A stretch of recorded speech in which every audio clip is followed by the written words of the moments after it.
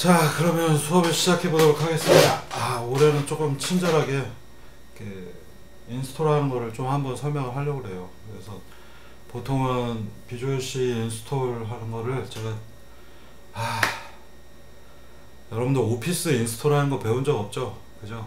그래서 비주얼 스튜디오도 마찬가지입니다. 그래서 여러분들이 몇 번의 트라이얼 앤 에러, 한마디로 뭐 요새 말로 닭짓, 뻘짓 이런 걸 몇 번 하시면은 충분히 아실 수 있는데, 워낙에 이제 용량도 큰 데다가 실수들을 워낙 많이 하고, 그리고 뭐 한 달이 지나도록 설치도 못했다는 얘기가 가끔씩 들려서 올해는 초보자를 위해서 비주얼 스튜디오 까는 거를 좀 간략하게 소개를 드리도록 하겠습니다.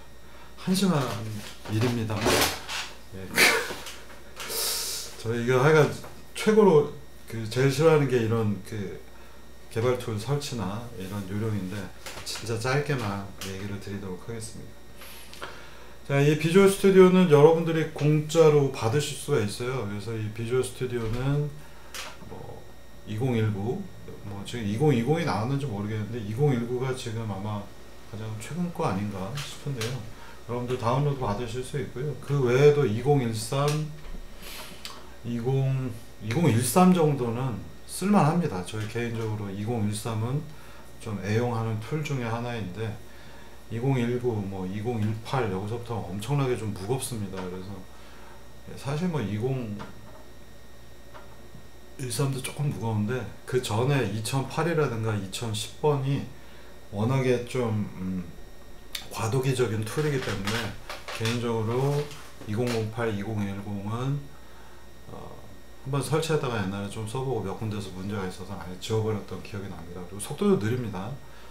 그래서 되도록이면 2013 이후를 설치하시면 되겠고요. 뭐 옆방 교수님들 뭐 C# 쓰시는 분들도 있고 해서 아마 설치한 학생도 있을지 모르겠습니다. 그러면 최소한 C 계열이 설치가 되도록 세팅을 다시 한번 하시면 될 것 같습니다. 그래서 아무것도 모르시는 분들은 설치를 간략히만 제가 소개하도록 하겠습니다.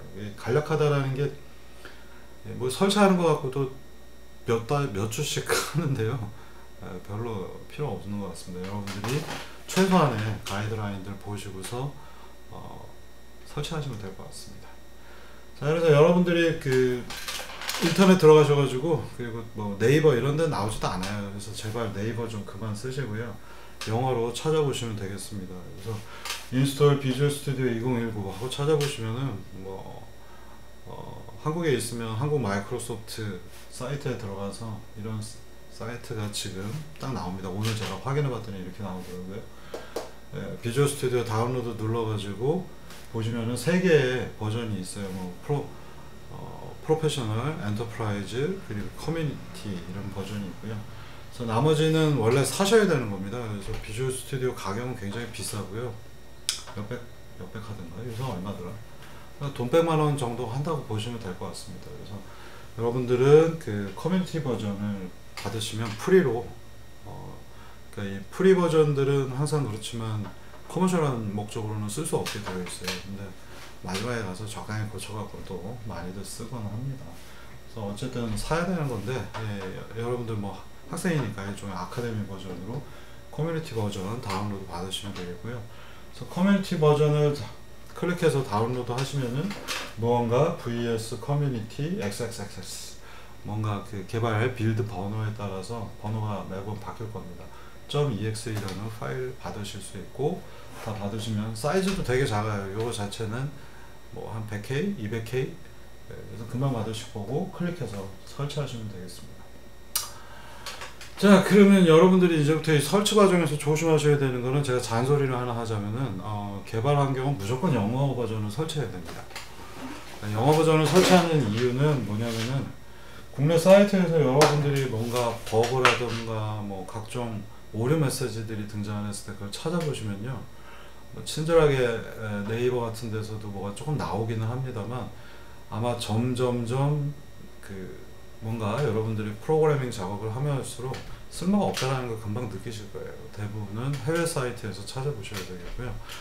그래서 한때, 지금도 그렇지만 나이스한 프로그래밍 할 수 있는 프로그래머도 아니고 뭐 코더급들 정도 되더라도 코더의 기준 중에 하나가 영어를 좀 하냐 안 하냐가 되게 기준이 되는 이유 중에 하나는 영어로 뭔가를 찾아봐야 되는데 영어가 전혀 안 되면 뭐 예를 들면 옛날 가끔씩 어디 딴 사람들하고 뭐 일을 하다가 업체에서 뭐 못한 일들 하거나 할 때 자동차 카가 있는데 카를 뭐 변수를 이렇게 잡는 일들이 있어요. 외계어죠. 그래서 기본적으로 변수들이나 이런 것들이 많이 필요하기 때문에 여러분들이 아주 기본적인 영어 알고 계셔야 되겠고, 그래서 에러를 찾기 위해서라도 영어 버전을 반드시 설치를 하십시오. 그래서 여러분들이 커뮤니티 버전을 다운로드 받으시면은 그 커뮤니티 버전에서부터 랭귀지들을 영어로 하든 한국어로 하든 중국어로 하든 바꿀 수가 있습니다. 그래서 영어 버전으로 설치하시기를 저는 간곡히 부탁을 드리고요. 만약 실수를 해서 영어 버전이 아니라 한국어 버전으로 시작을 하시면은 그냥 일단은 설치하시고요. 그 다음에 마지막에 가서 보시면 다 설치가 끝난 다음에 이렇게 찾아보세요. 비주얼 스튜디오의 영문 설정. 그러면 아주 친절하게 나옵니다. 도구의 옵션에 들어가 보면 옵션의 환경의 국가별 설정에서 영어, 잉글리시 선택하시면은 다시 영어 버전으로 바뀌게 됩니다. 껐다 키면 부팅 아니고 비주얼 스튜디오 껐다 키면 됩니다. 진짜 친절하게 올해는 시작을 하도록 하겠습니다. 왜 이렇게 많이 들었어요? 30명이 넘던데. 어쨌든 숙제가 안 되면은 이거 한번 짤없이 칼같이 F가 나가기 때문에 그 많은 숙제들을 하실 생각을 하셔야 되고요. 조금 해보시고서 아니다 싶으면 빨리 드랍하시기 바라겠습니다. 제가 그렇게 되도록 한 20명은 한 10명 이상 빠져나가길 바랬는데 뭐 서너 명밖에 안 나갔더라고요. 그래서 나중에 도대체 그 100개가 넘는 숙제를 어떻게 체크를 할지 참 고민이 됩니다. 어쨌든 숙제는 많이 내드릴 겁니다. 이게 지난번에도 얘기 드렸지만 숙제는 크게 말하면 한 10대 개 되는데 그게 세트 문제들이 붙어서 여러분들 연습시키는 게 목표이다 보니 숙제가 많아집니다. 그래서 올해는 이제 100개를 넘어가겠죠. 아마 넘어갈 거라 생각하고 있습니다.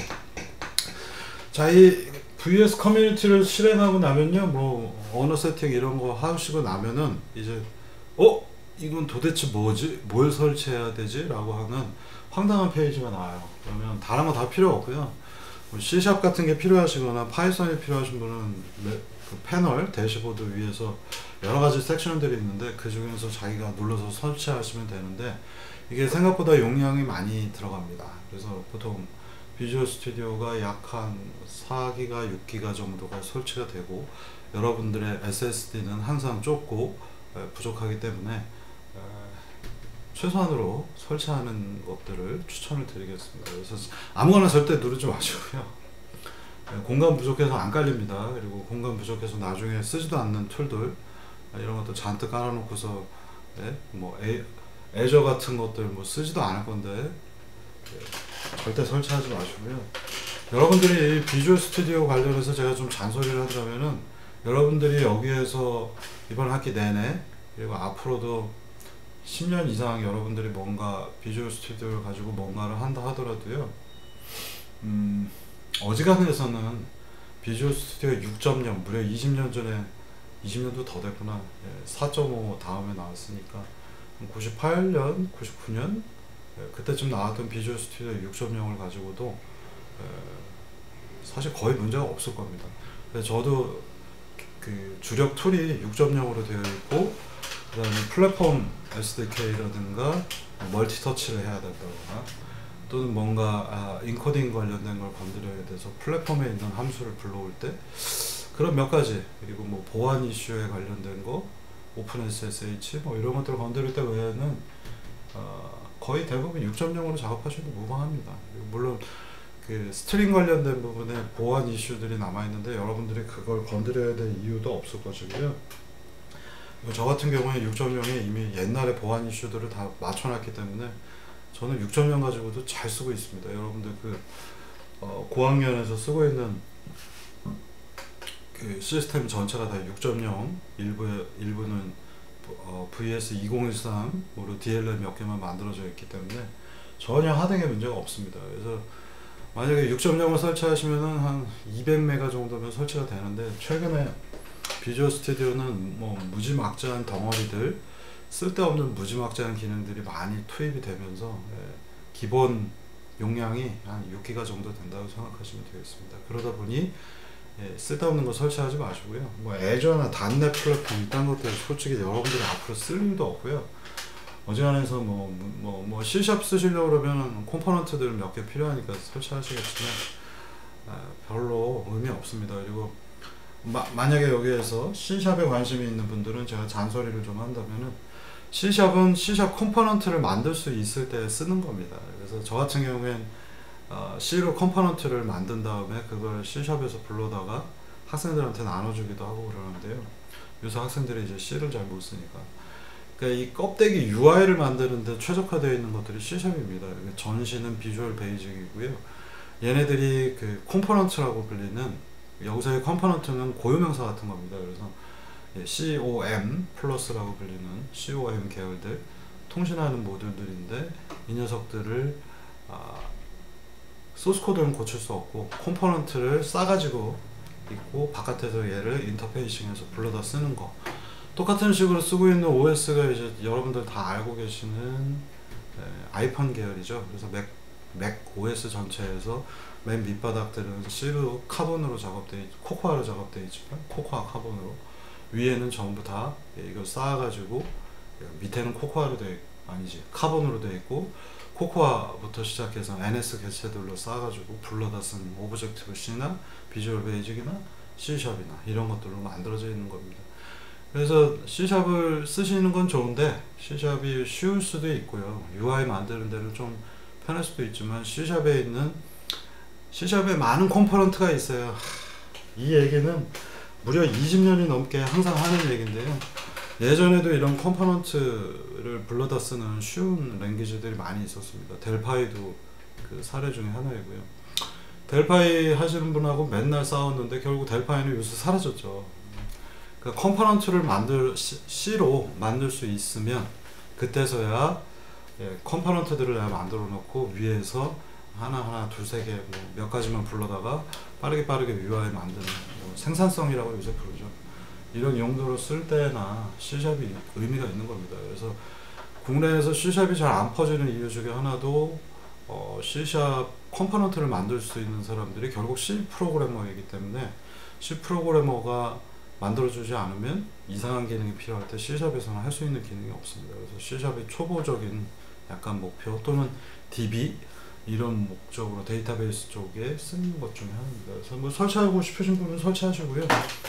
자, 이제 제가 얘기 드릴 건 뭐냐면 여기 한글 버전으로 하던 영어 버전으로 하시던 간에 이게 한국에서 로케일이 먹어 있기 때문에 이 설치 파일에서 이 대시보드에 C++ 사용한 데스크탑 개발이라는 항목이 하나가 보이실 겁니다. 그럼 여기 파란색으로 클릭해서 보면 오른쪽에 이런, 여기 지금 제목이 똑같죠? C++ 사용한 데스크탑 개발, 밑에 뭘 깔아야 될 것인가 라는 항목들이 있습니다. 이 항목을 작년에 안 가르쳐 줬더니만 수십 번을 깔았다 지웠다 백날 해봐야 쓸모가 없는 겁니다. 그래서 꼭 필요한 것들, 여기 있는 지금 6개 항목들이 꼭 필요합니다. 한두 개 정도는 여기서 빼먹어도 되는데 진짜 필요한 거는 4개인데 대충 이 정도 설치하시면은 여러분들 크게 문제가 없으실 거고요. 뭐 경우에 따라서 뭔가 관련된 라이브러리 때문에 이런 몇 가지들을 더 선택하기도 하지만 여러분들한테는 필요 없습니다. 근데 이걸 클릭하면 밑에 있는 게 클릭될 수도 있는데 그럼 그냥 내비두시고요. 자, 그럼 이 옆에 있는 6개가 뭐냐면요, MSVC는 뭘 뜻하냐면 마이크로소프트 비주얼 C 또는 C++ 컴파일러를 얘기합니다. 컴파일러 링커 두 가지 얘기하고요. 당연히 비주얼 스튜디오로 C로 작업할 건데 MSVC는 있어야 되겠죠. 그러면 V142가 뭐냐? 몇 년 전에 한 1년 전만 해도 V140밖에 없었습니다. 그리고 그 전엔 V120이 있었고 또 그 전으로 가보면 V110이고요. 여러분들이 아마 2008, 2010 같은 구닥다리 조금 더 옛날 버전들 무겁기만 하고 성능은 오히려 2013보다 떨어집니다. 그래서 제가 추천드리지 않는 것들인데 뭐 컴파일러의 최강은 역시 비주얼 스튜디오 6이죠. 6.0. 지금까지 저 20년 넘게 잘 쓰고 있습니다만 속도가 뭐 워낙 좋으니까. V142는 뭐냐면은 옛날에 2008 또는 VS 2013 이런 걸 깔게 되면 여기 있는 V142라는 이 플랫폼 넘버라고 부르는데요. 뭐 일종의 프레임워크입니다. 그래서 뭔가를 내가 만들려고 하는데 그 밑에 있는 기저들을 합쳐놓은 라이브러리들이에요. 그래서 쉽게 말하면 윈도우를 내가 하나 그려야 되는데 윈도우 관련된 뭔가 테마도 있고 버튼도 있고 이런 것들을 기저에 조금 더 쓰기 편하게 현재의 OS하고 맞게 만들어 놓은 덩어리들, 그걸 토대로 해서 프로그램을 짜는 겁니다. 그래서 최근에는 V142 버전들이 올라와 있고요. 그래서 이게 옛날 컴파일러 같으면 V110, 뭐 V120 이런 것들이 있습니다. 그래서 컴파일러에 맞춰서 이 SDK들이 요새 빌드돼서 나오기 때문에 이 2019 사용하실 때는 14계열이 아마 쓰일 겁니다.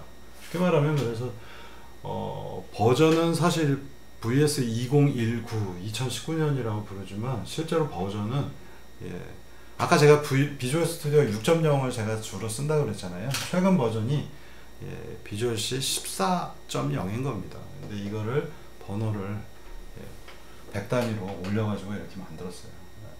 어느 단계에서부터인가 이렇게 만들었습니다. 그래서 여러분들은 이 V142는 최소한 있어야 여러분들 플랫폼에서 작업이 가능하시고 윈도우즈 8, 8.1이나 또는 윈도우즈 10 전부 다 V142로 잘 2019 가지고 동작합니다.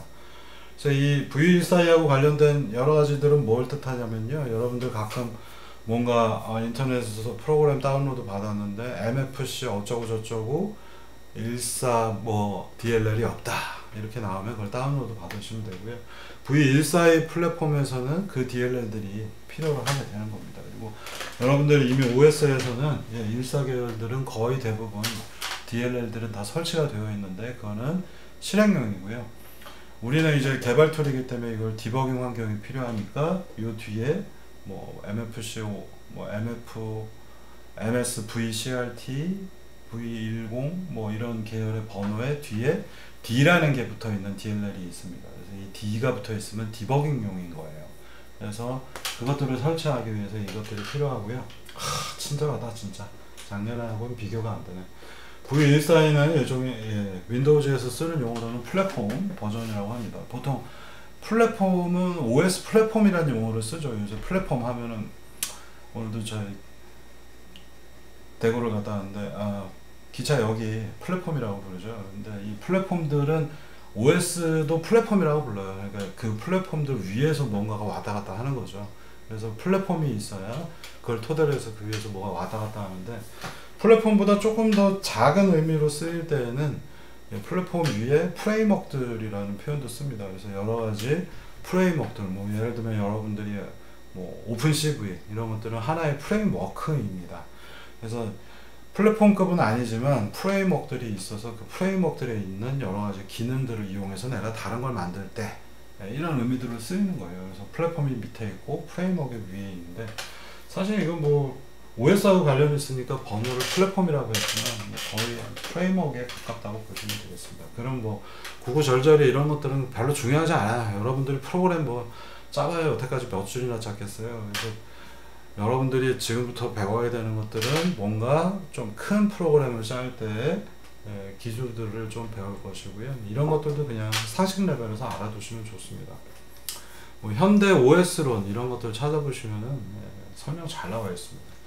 자, 그리고는 뭐 윈도우즈 10 또는 8 SDK라고 하는 것들이 있어요. 그래서 그 실제 OS에 해당하는 맨 밑바닥 SDK, 시스템 디벨롭먼트 킷이라고 불리는, 소프트웨어 디벨롭먼트 킷. 그래서 소프트웨어를 그 OS에 맞춰서 개발할 수 있는 각종 펑션들의 라이브러리 셋들이 모아져 있는 SDK 반드시 설치가 되어야 되고요. JIT라고 보통 부르는 Just in Time 디버거입니다. 그래서 실시간 동작을 하고 있다가 문제가 펑 하고 터지면은 디버거로 들어와서 어디서 죽었다라는 것들이 주르륵 나타나는 비주얼 스튜디오 계열에서 최강의 장점이 바로 이 디버거입니다. 그래서 이 역사상 디버거 관련해서는 단 한 번, 딱 한 번 볼랜드사가 만들었던 터보 계열들, 터보 디버거, 지금도 뭐 어셈블러 컴파일러 할 때 쓰이고 있을 정도로 그 옛날 구닥다리거든요. 진짜 호랑이 담배, 여러분들 태어나기 전에 시기는 거의 90년대 초중반, 90년대 초에 제가 터보 디버거 3.0대 갖고 놀았었으니까. 근데 그때는 볼란드사의 디버거가 굉장히 괜찮았었는데, 요새 그 이후로는 뭐 압도적으로 이 비주얼 스튜디오 그 당시에 2점대가 나오면서부터 JIT라고 불리는 저스트 인 타임 디버거가 쓰여왔고요. 이 디버거를 능가할 수 있을 만큼 좋은 디버거는 아직까지 거의 없습니다. 그래서 물론 이제 맥용 개발 도구에 보시면은 뭐 엑스코드 이런 거에 JIT 비슷한 컨셉의 디버거들이 있긴 합니다만 아직까지 비교가 될 수준이 아니고요. 뭐 이번 수업에서는 여러분들이 그런 거 보실 일이 없겠지만 뭔가 DLL 안에 DLL이 있는데 걔들을 다 디버깅 정보를 넣어놓으면은 비주얼 스튜디오가 뭔가 하다가 그 안에 들어가서 그 안에 있는 또 다른 애를 불러서 코드 레벨에서 전부 다 변수들을 디버깅 할 수 있는 아주 강력한 디버거입니다.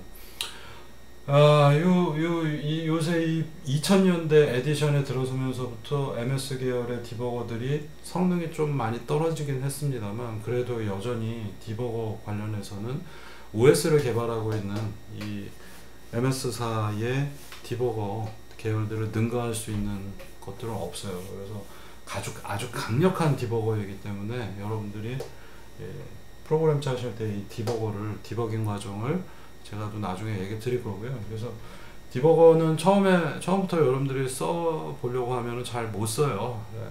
훈련이 안 됐기 때문에. 그래서 중간중간 제가 계속 보여드리면서 이렇게 넘어갈 겁니다. 그래서 JIT는 당연히 이제 설치하셔야 되고, 프로파일러는 뭐냐면은 내가 특정 모듈에서 시간이 얼마나 걸리나를 확인하고, 메모리, 그다음에 힘 로스가 얼마나 생기는지 이런 것들을 관찰하는 도구입니다. 그래서 여러분들이 쓰실 일이 거의 없습니다. 그래서 사실 프로파일링은 프로파일러, 요새 범죄 그 심리학 뭐 이런 거잖아요. 이 프로그램에 뭐가 문제가 있나, 뭐 해킹하고 이런 데 거의 쓸모는 없습니다. 그래서 엉뚱한 생각하지 마시고요. 뭐 설치 안 하셔도 상관없습니다. 그리고 프로파일러 같은 경우에는 거의 한 5년에 한 번 정도 쓸까 말까 해서 저는 잘 안 쓰고요. 뭐 여기가 시간이 많이 걸리네 하면 본능적으로 짜면서 다 알기 때문에 굳이 필요 없는 것 같습니다. 그 다음에 윈도우즈용 C 메이크 도구 뭐 설치해 두시면 좋습니다. 그리고 이것들은 설치를 하셔야 아마 될 거고요. 이 비주얼 스튜디오가 컴파일러하고 링커가 단일 파일 안에 들어가 있는데, 뭔가 여러 가지 프로젝트들을 메이크 하는데 메이크 파일을 내부적으로 만들어 놓고 호출해야 되기 때문에 아마 있어야 될 거고요. 어지간하면 뭐 이 6개는 그대로 설치하시면 되겠습니다. 그리고 ATL 기능인데 이것도 뭐 아마 어지간하면 있어야 될 겁니다. 뭐 거의 ATL 계열은 하나의 컴포넌트 쪽에서도 또 컴포넌트가 아니죠. 쏘리. ATL 명령어는 저는 별로 좋아하지는 않는데 그냥 설치해 두시면 될 겁니다. 그래서 이 6개 정도는 꼭 필요로 하시겠고요. 기본 라이브러리, 기본 뭔가 그 자료 구조나 이런 것들이 여기에 많이 포함이 되어 있는데 저는 이 스타일을 아주 혐오하기 때문에 제가 다 만들어서 써서 ATL은 뭐 여러분들 마음대로 하십시오. 이 정도 설치하시면 이제 큰 문제가 없고요. 이센셜 파트입니다. 핵심적 부분이 되겠습니다. 자, 이거 설치하시고요. 뭐 원한다면 뭐 다 깔아보세요. 하드 SSD가 모자랄 겁니다. 되게 많아요. 다 가면 한 20기가 될 겁니다. C램 같은 것도 나중에 다른 작업들을 할 때 필요하고, 뭐 안드로이드 하고 뭔가 작업도 여기서 하고 싶다 그러면 그것도 설치하고, 뭐 20기가 넘을 거예요 아마. 그래서 제발 다 설치하는 바보짓 하지 마시고요. 필요한 것만 설치하십시오. 여러분들 평생 이번 과목도 패스를 할까 말까인데 여기 있는 기능들 쓸 가능성도 거의 없습니다. 절대 설치하지 마시고요. 이 정도로 설치하시면은 이제 본격적인 준비가 되고, 이 VS 커뮤니티라고 하는 그 exe 파일은 사실 불러오는 기능만 있어요. 그래서 이것들을 선택한 다음에 꽁냥 클릭을 하면 그때부터 이제 웹에서 다운로드 받아갖고 설치하기 시작을 합니다. 그래서 시간 좀 걸릴 거고, 상황에 따라서 한 1시간도 걸릴 수 있습니다. 그래서 설치가 다 되고 나면 빵 하고서 업데이트 할래 말래 뭐 이렇게 뜰 수도 있는데 업데이트 안 해도 됩니다. 여러분들 뭔가 업데이트를 하면 항상 최근 거라고 하는 환상에 빠지는데 그렇지 않아요. 그래서 업데이트를 하면 공간도 많이 차지하고 그다음에 뭐 속도는 느려지는 경우가 사실 더 많습니다. 그래서 뭐 업데이트 한다고 좋아지는 게 절대 아닙니다. 그래서 처음 잘 만들어서 한 번에 딱 배포한 것들이 항상 베스트인 경우가 많아요. 업데이트 안 하셔도 좋습니다. 저는 잘 안 합니다. 자, 여기까지 하고 나면은 이제 그 여러분들이 이게 제대로 깔렸는지 아닌지 한번 테스트를 해야 되고요. 그래서 아주 간단하게만 설명을 하나 드리면, 아까 얘기 드린 대로 윈도우즈 SDK, 이 윈도우즈 OS 위에 SDK들을 윈도우즈 OS하고 연결을 할 수 있는 함수들 목록들이 있는 SDK가 있고, 그 위에 이제 여러분들이 알고 있는 C라고 하는 또는 C++라고 하는 이 언어로 이것들을 불러오는 기능이 설치가 이제 된 거예요. 그리고 나서는 아까 얘기 드린 대로 MFC라고 불리는 프레임워크가 그 위에 깔립니다. MFC는 클래스 집합들이고요. 이 기본적인 윈도우즈의 기능과 C 두 가지를 합쳐서 마이크로소프트 애들이 잘 만들어 놓은 어떤 클래스들입니다. 그래서 뭐 버튼이라든가 윈도우즈가 갖고 있는 기본적인 기능을 그대로 불러다 쓰면, 이게 사실 윈도우즈 2점 때부터 설계가 거의 됐고, 사실 이제 3점 때부터 신개념들이 들어서면서 그때부터 별로 바뀐 게 없어요. 그래서 옛날 명령어도 지금도 잘 먹습니다. 그래서 제가 옛날에 처음 비주얼 스튜디오 1.5를 써서, 그리고 그 전에 볼랜드시 3.1을 가지고 윈도우즈 프로그래밍 할 때는 화면에 뭔가 하나 그리는데 컴파일 속도가 믿어지지 않으시겠지만 30분이 넘게 걸렸습니다. 그래서 그 당시 제 컴퓨터가 386이었는데 거기서 컴파일 하면은 뭔가 글자 하나 바꾸고서 30분씩 걸렸었습니다. 아, 진짜 옛날 얘기다. 근데 어쨌든 이 MFC를 안 쓰고 다이렉트로 윈도우즈 기능을 쓸 수도 있습니다만 바보짓이고요. 이유는 뭐냐면 이 MFC는 설계 자체가 된 거를 소스 코드도 다 있습니다. 그래서 여러분들 비주얼 스튜디오 설치하고 나면은 소스 코드도 다 있기 때문에 만약 궁금하다면 안쪽을 볼 수도 있겠고요. 이게 기본적으로 마이크로소프트의 프로그래머들은 비서가 딸려있는 1인당 한 명의 비서가 거의 딸려있을 만큼 뭐 그런 연봉도 되게 세기 때문에 얘네들이 설계하는 클래스가 굉장히 잘 설계가 되어 있습니다. 그래서 사실 굉장히 잘 설계가 되어 있어서 예전에도 가끔씩 이 문제는 얘네를 어떻게 풀었을까 하고 소스 코드를 찾아보면은 아, 잘했네, 이렇게 했네, 뭐 이런 사례를 볼 수 있을 정도로 굉장히 좋은, 잘 설계되어 있는 것들이고요. 기본 기능이 워낙에 옛날 거이다 보니 그것들을 조금 쓰기 편하게 아주 잘 래퍼 형태의 클래스도 있고 인터페이싱 해놓은 것도 있고, 이 위에서 프로그래밍을 하는데 전혀 문제가 없습니다. 그래서 우리는 이 MFC를 토대로 해서 작업을 해보고요. 이 MFC까지 이제 설치가, 방금 전에 여기 이것들을 설치하시면은 빌드 도구 때문에 MFC도 자동으로 설치가 됩니다. 여기까지 해서 설치가 잘 되면 여러분들이 뭔가 이런 텅 빈 윈도우를 만날 수 있는 거고요. 이제 이게 이제 비주얼 스튜디오의 기본 기능에서 이런 윈도우가 등장할 건데, 이 MFC 프레임워크에다가 오픈GL을 갖다가 붙여서 이런 오른쪽에 있는 것처럼 이렇게 오픈GL 형태들로 그래픽들을 표현하는 이런 작업이 이번 학기에 여러분들이 다루시는 기본 환경이 되겠습니다. 그래서 여기까지 설치가 잘 됐는지 한번 확인을 해봐야 되겠죠. 그리고 여기서 뭐 하나 더 얘기한다면, 단넷 계열들 여러분들 뭐 이걸 설치해야 돼 말아야 돼 맨날 고민하는, 이 단넷은 하나의 일종의 프레임워크이고, MFC 이후에 마이크로소프트 애들이 밀고 있는 하나의 프레임워크 중에 하나인데 인기가 별로 없죠. 근데 그래도 단넷은 C# 쪽에서 기본 UI로 많이 쓰이고 있습니다. 그래서 기본적인 윈도우즈의 기능이 있는데 그 위에 내가 색칠을 어떻게 할까 또는 버튼 기능을 어떻게 할까들로 해서 MFC 스타일이 존재하고요.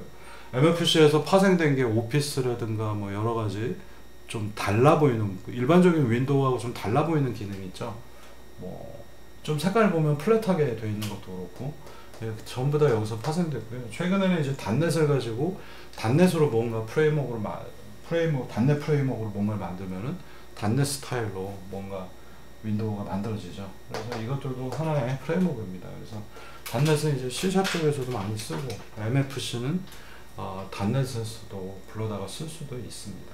저 C샵에서 쏘리 C샵에서 .NET을 쓰거나 또는 MFC 선택해서 불러 쓸 수 있고, 마찬가지로 C에서도 .NET 버전으로 설계해서 화면을 만들 수도 있고 MFC 스타일로도 만들 수 있는데, 이제 어느 정도 레벨이 되면 여러분들이 이런 작업을 한 10년 이상 정도 하게 되면 자신만의 프레임워크를 만들게 되죠. 그래서 뭔가 기존에 있는 프레임워크를 그대로 갖고 하면 좀 촌스러워 보이니까 화려하게 새로운 것들 UI를 만들어서 합니다. 저 같은 경우도 UI를 대충 제가 따로 만들어서 처리하는데 뭐 그런 것들이에요. 자, 그러면 이제 여러분들이 설치하신 게 제대로 되는지 한번 볼까요? 그래서 데모를 한번 만들어 보겠습니다. 그래서 1, 2, 3, 4, 5, 6, 7 번호대로 이렇게 흘러갈 거고요. 비주얼 스튜디오 설치하신 다음에 클릭해서 화면을 띄워보면, 여러분들 이제 처음 설치하면 옆에 오픈 리슨 최근 게 없기 때문에 여기가 이제 빈칸으로 나올 거고요. 그러면 오른쪽에서 보시면은 Create New Project에서 새로운 프로젝트를 클릭해 봅니다. 망설이지 말고 클릭하시고요. 그러면 다음 페이지로 넘어가서 역시 마찬가지로 최근에 작업한 게 있으면 왼쪽에 뜰 텐데, 그렇지 않으면 오른쪽에 가셔갖고 이제 찾아야 됩니다. 오른쪽에 가서 찾아보시면 MFC 앱 APP 어플리케이션이라는 항목이 있고요. 이 녀석을 찾아서 꿍 하고 눌러준 다음에 넥스트에서 다음 페이지로 넘어갑니다. 최근에 뭔가 했던 게 있으면은 여기 MFC 앱이라고 떠 있어요. 그리고 그 외에 다른 것들을 누르시면은 이제 딴 세계로 흘러가서 뭐 DLL을 만들고 있다거나 ATL 작업을 하고 있다든가 뭐 엉뚱한 작업들을 할 겁니다. 뭐 라이브러리를 만든다거나 DLL 만들거나. 제발 잘 보시고 MFC 앱 부분을 찾아서 들어가 주시면 되겠습니다. 그러면 이제 새로운 프로젝트를 만들 거야. 이 정도 영어가 안 되면 더 이상 할 말이 없어요. 그러면 더 이상 할 수가 없기 때문에 이거 당연히 뭐 알아야 되는 거고요. 그래서 프로젝트 네임은 뭐냐? MFC 어플리케이션 1. 그리고 여러분들이 이제부터 조심해서 보셔야 되는 건 어디에 내 파일이 만들어질까, 내 프로젝트가 만들어질까. 그래서 이 부분 잘 보셔야 되겠고요. 그래서 여러분들 PC에다가 자신만의 어떤 예제들 만들어서 테스트하는 폴더를 하나 만드십시오. 그리고 거기에다가 지정을 해 두시면 되겠습니다. 저는 여기에 이름을 테스트라고 적고 제가 쓰고 있는 폴더 하나를 지정해서 알려줬습니다. 이 폴더는 뭐 프로그램 파일이나 데스크탑 이런 걸로 하지 마십시오.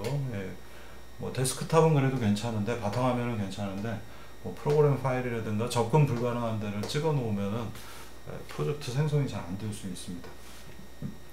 이 이름 찍고 위치 잘 기억해 두시면 되겠습니다.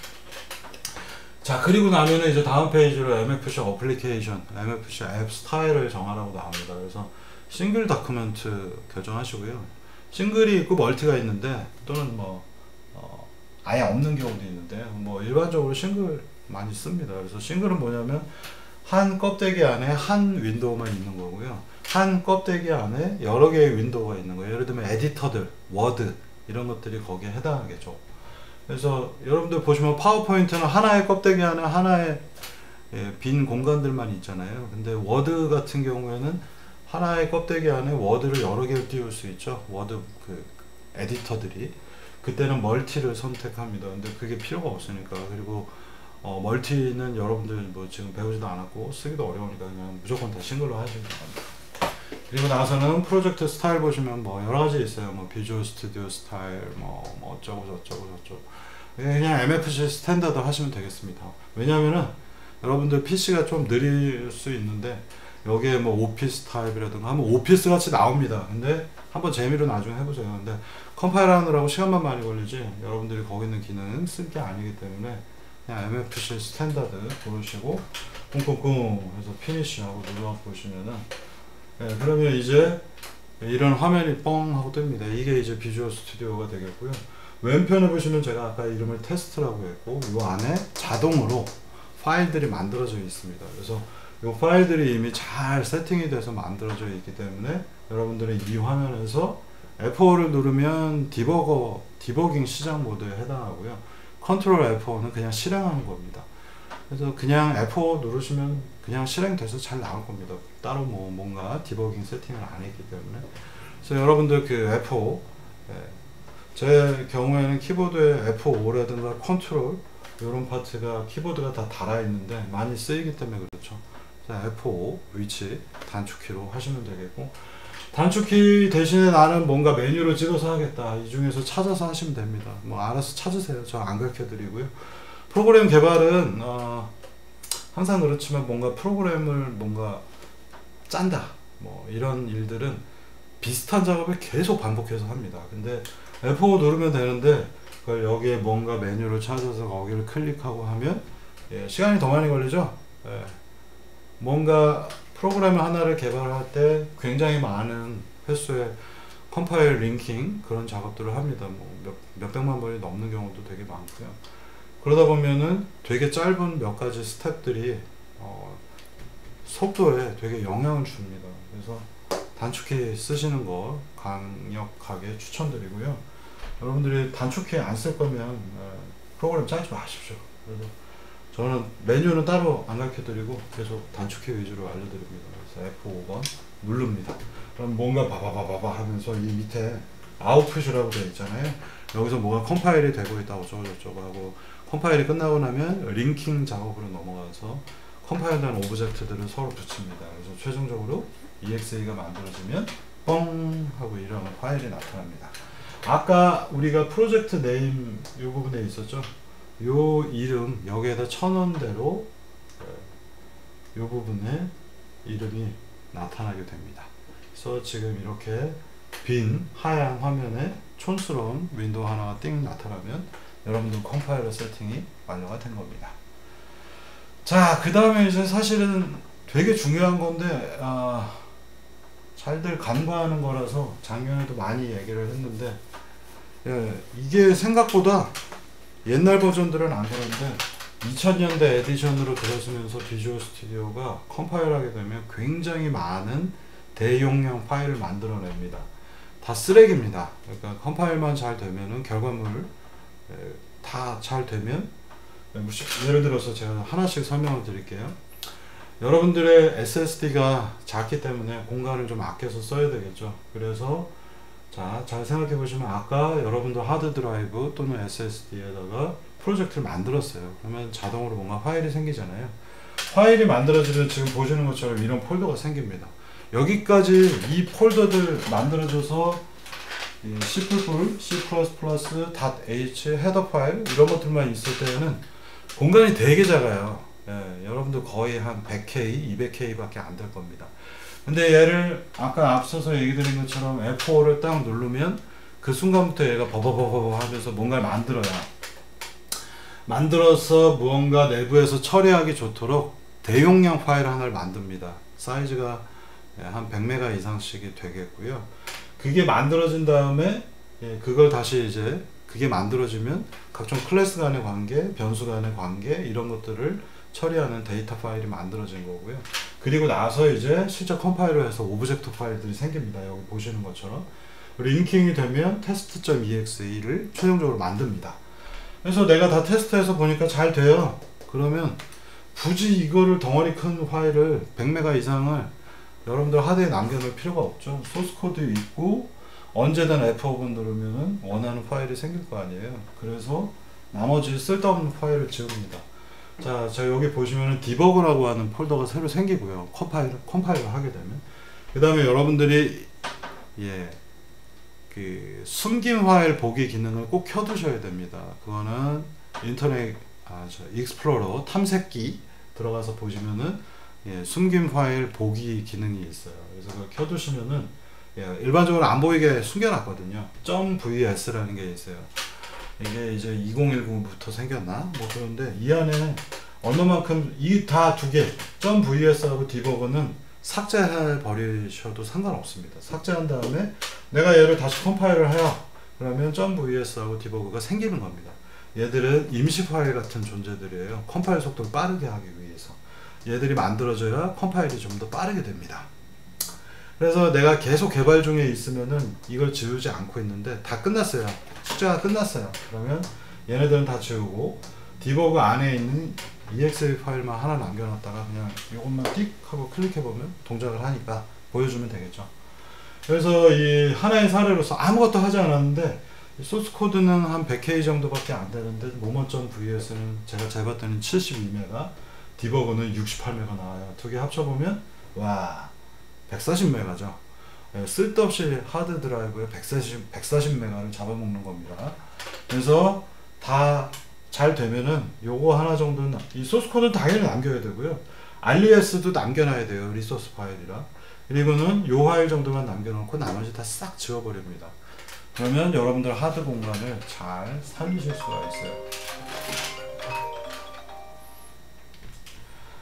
자, 그래서 절대로 여러분들 하드에 이런 쓸데없는 공간을 남겨놓지 마시고요. 요거 하나 남겨놓고 소스 파일하고 요거 하나 남겨놓으시면은 나중에 원하는 시간에 다시 컴파일해서 이 녀석을 다시 만들 수도 있고 각종 파일들도 만들 수 있습니다. 이게 이제 비주얼 스튜디오를 쓸 때 여러분들이 조심하셔야 되는 부분이 되겠습니다. 자, 이제 설치들 한번 해보시고요. 여기까지 빌드 제대로 되는지 한번 보시면 좋겠고요. 앞서도 얘기 드렸지만 momo.vs는 히든 파일이에요. 숨긴 파일입니다. 그래서 탐색기 옵션을 뒤져보시면은 숨긴 파일을 볼 수 있는 기능이 있어요. 그걸 가지시고 얘들을 확인해서 지우시기 바랍니다. 여기까지 해서 설치 관련된 내용을 짧게 소개를 해드렸습니다.